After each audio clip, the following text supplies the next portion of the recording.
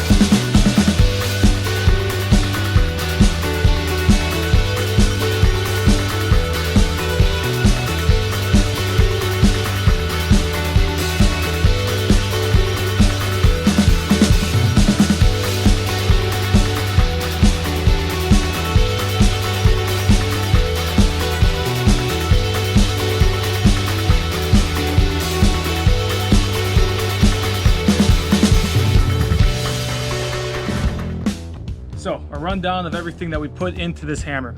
We have 3 different pieces of scrap wood that we had left over from our old projects. We put our purple heart in the middle. This is the strongest wood, so it's going to take the majority of the beating. Maple on either side, and then the walnut on the outside is mainly just for decoration. We like the pattern on there. For the handle construction, we use purple heart once again in the middle. And if you look, this is going to be the most likely location for failure to happen. So we want to use the strongest wood, so purple heart should be able to take the beating. We also put pieces of walnut on the outside for decoration, also to help you get a good feel on your hand when you're holding the hammer. Have more of a direction when you're starting to swing this thing. So I know what you're thinking. Hammer's really pretty, right? But can it actually smash? So for that, we have an apple, and in the festive spirit of Halloween, a pumpkin.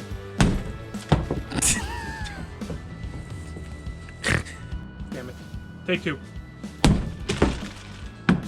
To be fair, this was a pretty soft test, but in a couple of months after this gets used in the shop, I'll post something on Instagram, let you know how it held up. If you did enjoy this video, please be sure to subscribe and hit that alert button. If you want to see some of our old content, be sure to watch how we put together our end grain butcher block.